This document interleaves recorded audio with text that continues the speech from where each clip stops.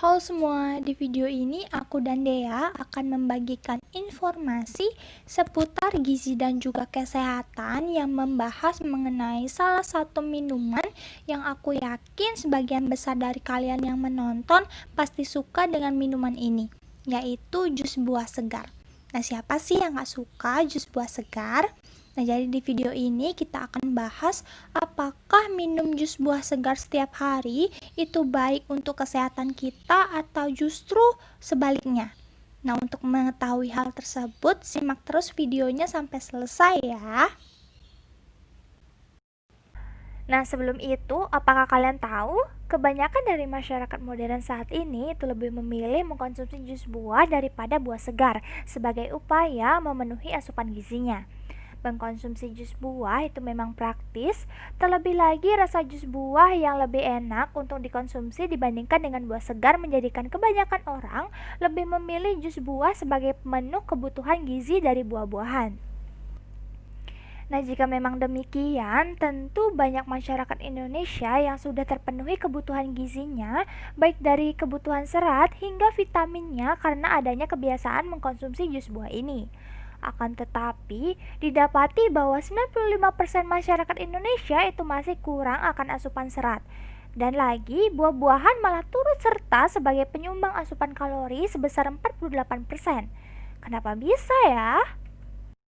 Nah, ternyata nih mengkonsumsi jus buah itu memang tidak lebih baik dari mengkonsumsi buah segar.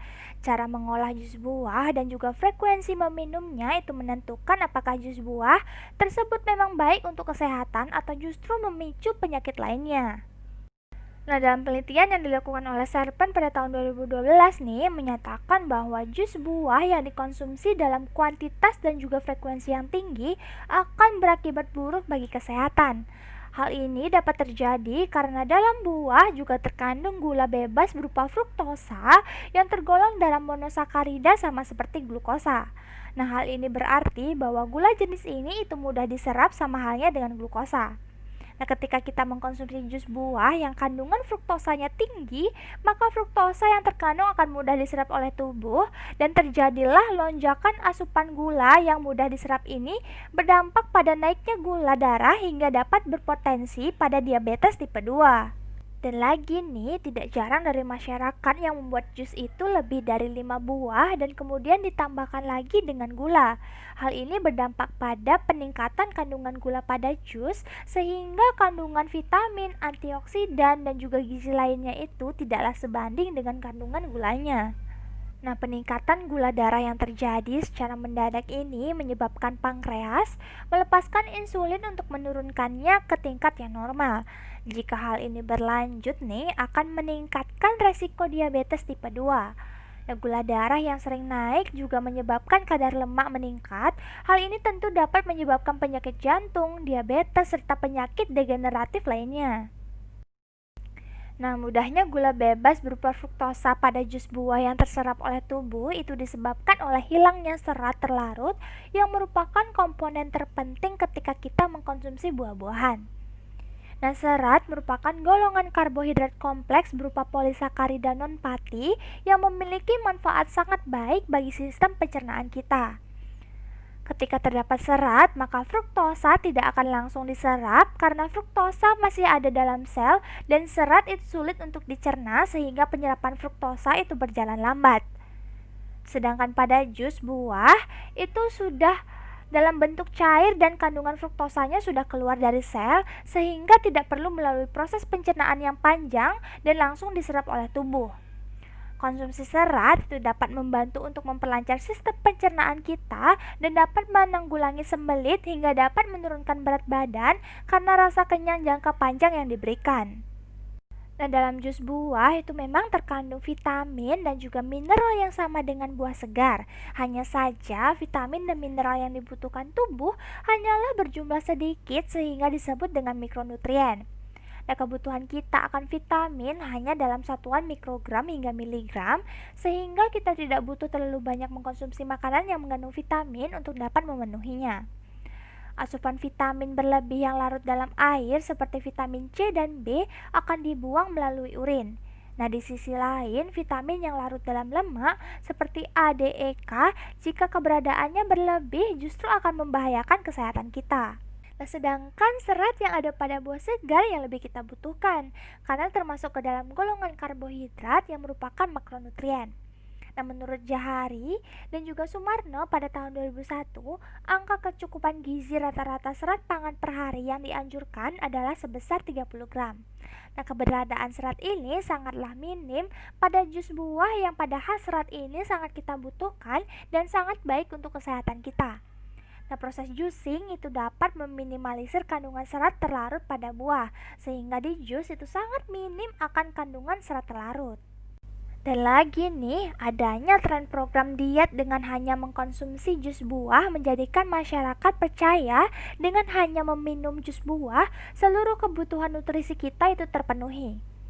Nah, tren diet jus buah pada tahun 2017 juga menyertakan informasi yang menyatakan bahwa dengan mengkonsumsi jus buah, selain dapat menurunkan berat badan juga sebagai detoksifikasi sehingga dapat mengeluarkan racun dalam tubuh.